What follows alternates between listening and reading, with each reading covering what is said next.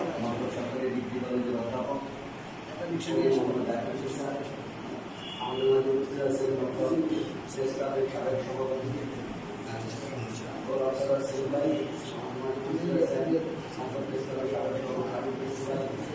press ক্লাবের সাবেক সভাপতি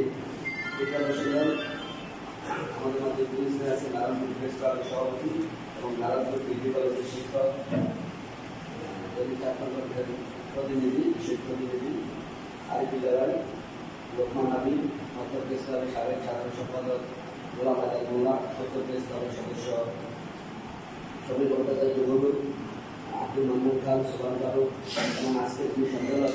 জার্নালিস্ট ওয়েলফেয়ার অ্যাসোসিয়েশনের সাধারণ সম্পাদক উত্তর প্রেস ক্লাবের সাবেক সভাপতি মোহাম্মদ আক্তার হোসেন শাহ সহ সকলকে